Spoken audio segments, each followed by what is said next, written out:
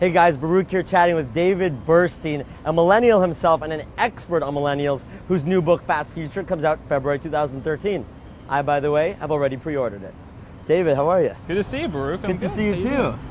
So you're the expert on millennials. One of the big issues here at the convention, and honestly at the RNC where you were there too, has been really mobilizing the youth vote the way Obama did in 2008. Yeah.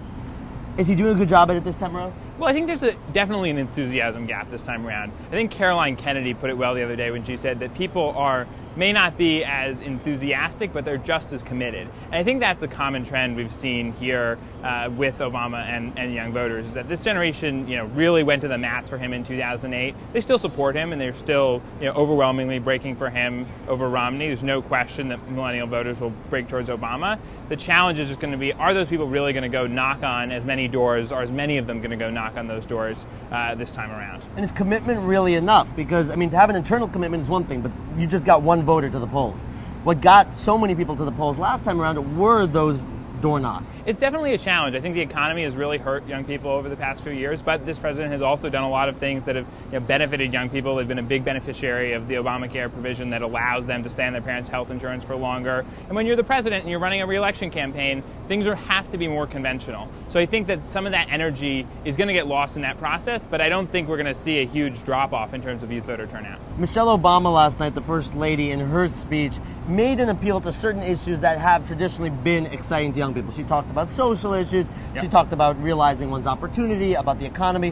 What is issue number one right now? Is it the economy for young people? It is the economy, but I think it's important to consider that this generation has a really good radar for sort of when they're being had.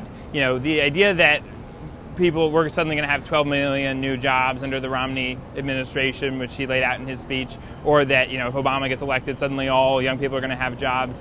Both of those are kind of a myth to me. But I think, and I don't think anyone in this generation believes that, but I think we generally want to support someone who's going to move the country in the direction that's most in line with our values and worldview. So I think this election is more about that for young people than who's going to really, fix my economic future in the next few years. Because I think the reality is we realize that if we're going to fix sort of our economic future, it's going to be this generation who's going to be doing it. It's going to be us going out and creating our own opportunity, creating businesses and things like that. And it's not going to be the result of a massive jobs plan, which even if it were proposed, I think we all can agree would be very difficult to get passed. Speaking of creating opportunity, your new book, Fast Future, talks about how the millennials really are reshaping the future. What is the new millennial hustle? The title of the book, Fast Future, it brings to mind this idea that we're living in a world where the future is changing so much so fast that people of other generations are sort of struggling to keep up and adjust.